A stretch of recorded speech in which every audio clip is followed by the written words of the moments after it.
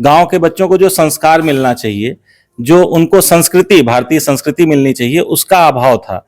उस अभाव को देखते हुए और साथ ही साथ जब बच्चे गांव से शहर में जाते थे तो उनको तमाम कठिनाइयों का, जैसे भाषा का, शैली का, इस प्रकार का सामना करना पड़ता था और वो थोड़ा सा इंफीरियर फील करते थे। देखिए, जब शहर से आए तो वहाँ का कल्चर दूसरा था, वहाँ पर इंफ्रास्ट्रक्चर बहुत ही हाईली डेवलप्ड था और यहाँ पर आने के बाद इंफ्रास्ट्रक्चर की सबसे बड़ी चुनौती आई हमारे सामने।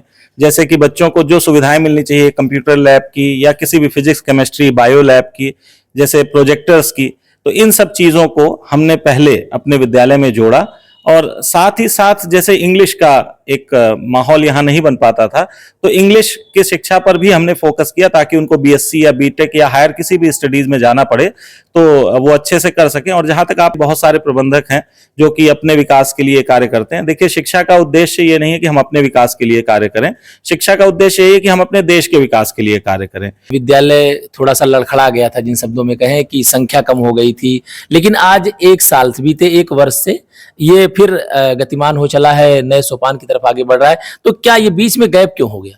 बिल्कुल, 2008 से लेकर के और 2018-19 तक हमारा संस्थान जिले का सर्वोत्कृष्ट संस्थान और नंबर 1 संख्या के मामले में, रिजल्ट के मामले में, हर मामले में नंबर 1 पर था।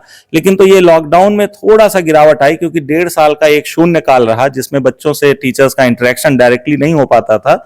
उस वजह बिना शिक्षा के मनुष्य का जीवन अधूरा है। शिक्षित मनुष्य ही समाज की चतुर्दिक विकास की दिशा में आगे बढ़ता है।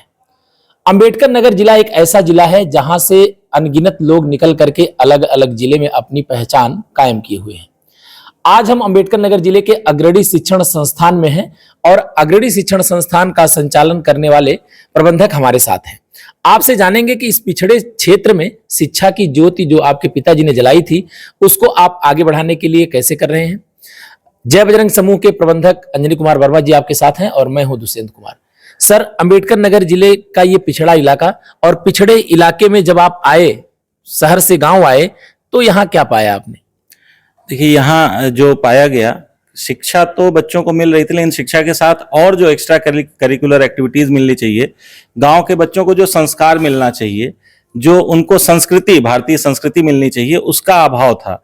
उस अभाव को देखते हुए और साथ ही साथ जब बच्चे गांव से शहर में जाते थे तो उनको तमाम कठिनाइयों का, जैसे भाषा का, शैली का, इस प्रकार का सामना करना पड़ता था और वो थोड़ा सा इंफीरियर फील करते थे। तो उन सब चीजों को ध्यान में रखते हुए हम अपने इस शिक्षा व्यवस्था में सुधार किया और उस सुधार के साथ साथ अपने टीचर्स को भी ट्रेनिंग दिया और वो आज की डेट में बहुत अच्छा कर रहे हैं। पिछले लगभग 15 साल से मैं इस क्षेत्र में, 2008 से इस क्षेत्र में कार्य कर रहा हूं, तो मैंने देखा है आमूलचूल सुधार हुआ है।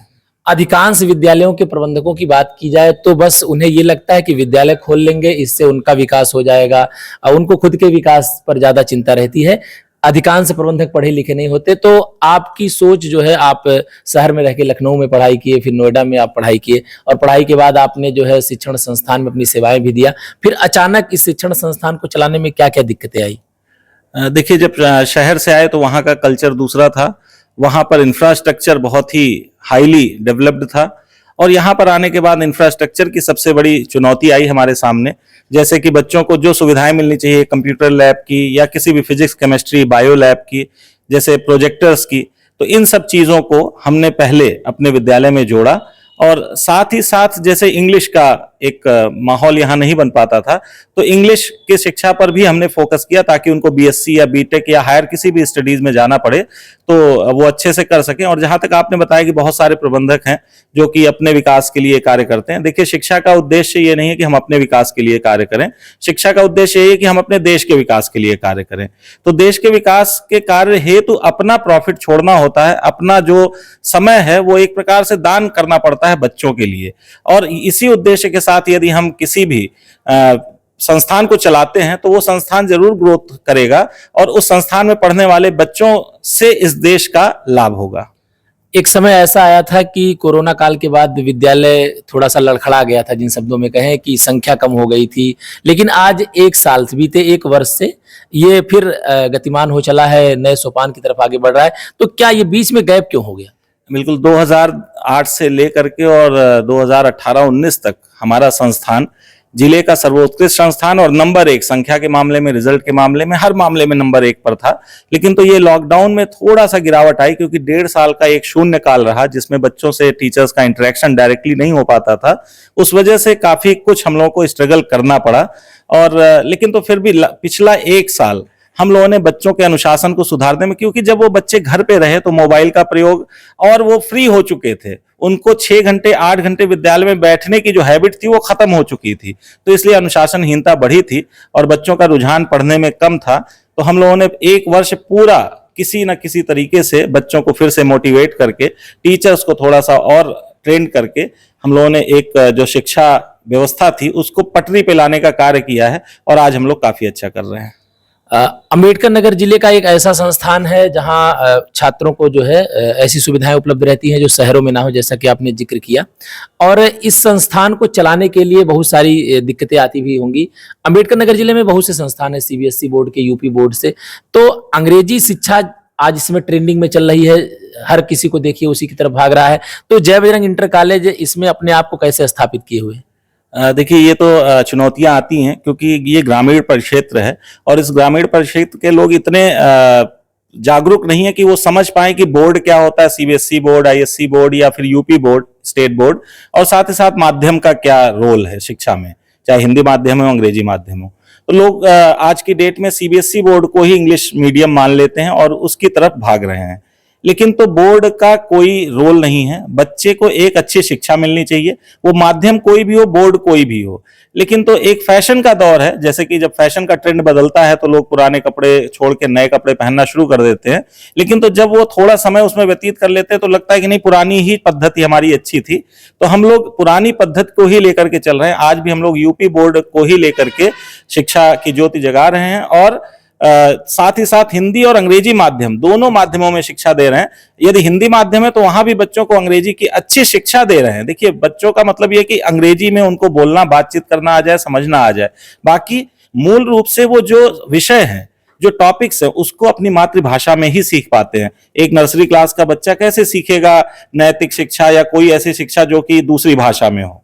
जी, आपके बारे में चर्चा है कि आप बीच में जब एक अपना दूसरा संस्थान डाले थे जो अंबेडकर नगर जिले का रसवती नाम से काफी चर्चा में था, तो लोगों के बीच चर्चा थी कि दुकान देखने लगते हैं इसीलिए विद्यालय ध्यान नहीं देते थे। नहीं, ये तो लोगों की भ्रांति है। देखिए, नया ये भी एक प्रतिष्ठान था हमारा और एक ड्रीम प्रोजेक्ट कह सकते हैं, रसवती था, और काफी समय हम उसमें देते भी थे। लेकिन तो इसका मतलब ये नहीं कि हम विद्यालय पर ध्यान नहीं देते थे, विद्यालय पर पूरा मेरा फोकस था। और उसी फोकस का नतीजा है कि आज की डेट में हमारे पास स्थान नहीं है विद्यालय में कि हम बच्चों को एडमिशन दे पाए। प्रतिदिन 20 से 25 संख्या में बच्चे प्रवेश परीक्षा दे रहे हैं सभी संस्थाओं में, और उस प्रवेश परीक्षा के आधार पर हम लोग जो बच्चे अच्छे हैं उनको सिलेक्ट कर रहे हैं, और जो एवरेज बच्चे हैं उनको भी एफिडेविट के आधार पर प्रवेश दे रहे हैं कि उनके माता पिता ध्यान देंगे। लेकिन जो बहुत कमजोर बच्चे हैं, कोप अप नहीं कर सकते हैं, उनके लिए भी हम लोग एक योजना बनाए हैं, आप अभी उसकी जिक्र करेंगे।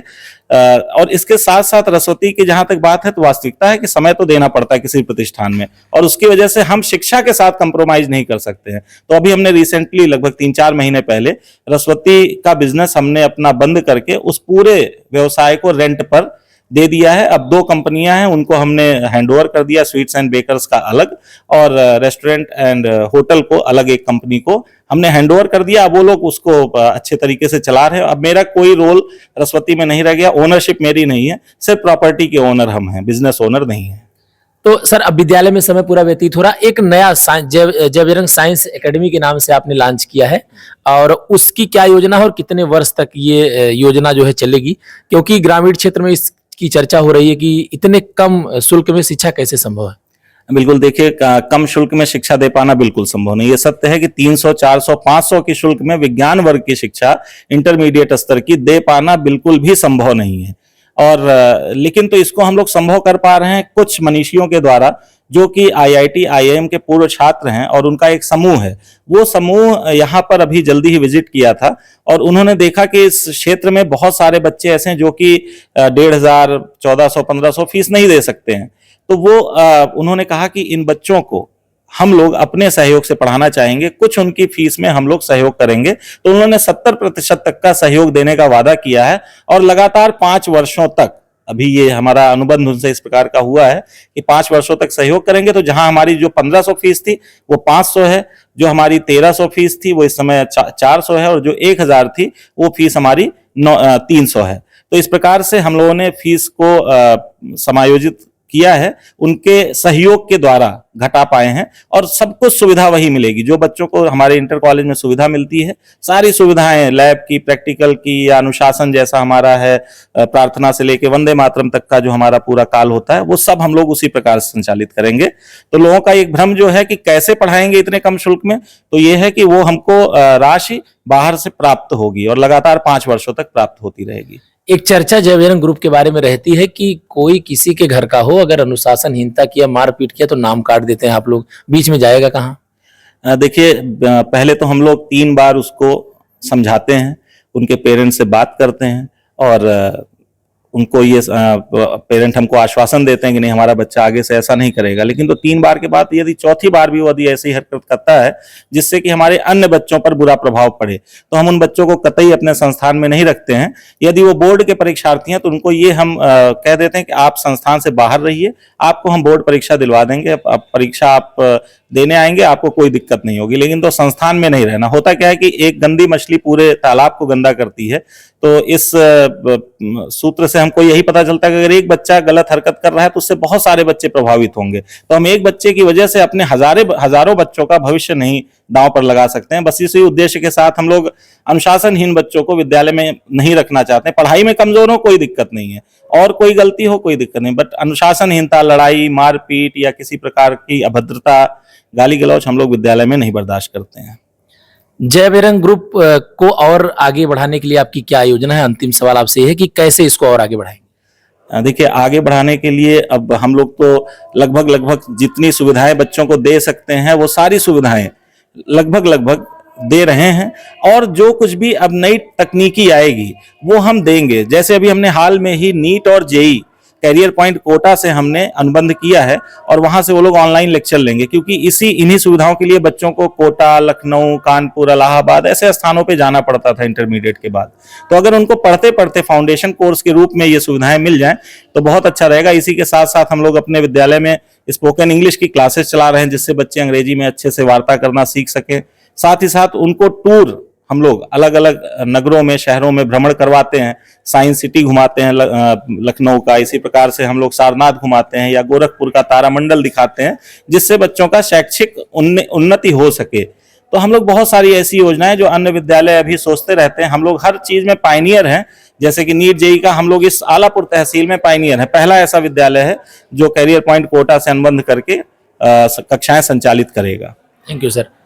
तो अभी आपने जय बजरंग समूह के प्रबंधक अंजनी कुमार वर्मा जी को सुना, जिनका कहना है कि अंबेडकर नगर जिले में शिक्षा व्यवस्था को सुचारू रूप से जिस तरीके से चला रहे हैं उसको और आगे ले जाने के लिए प्रयास करेंगे। आपने अपनी योजनाएं बताया और अपने बारे में बताया कि कैसे शहर से गांव में आकर के इस बड़े शिक्षण संस्थान का संचालन कर रहे हैं, और शिक्षण संस्थान को एक ऐसी दिशा दे रहे हैं जिससे आने वाले जो नौनिहाल भविष्य होते हैं देश के, उनका भविष्य, उनके परिवार का भविष्य बेहतर हो सके और वो समाज में नाम रोशन कर सके।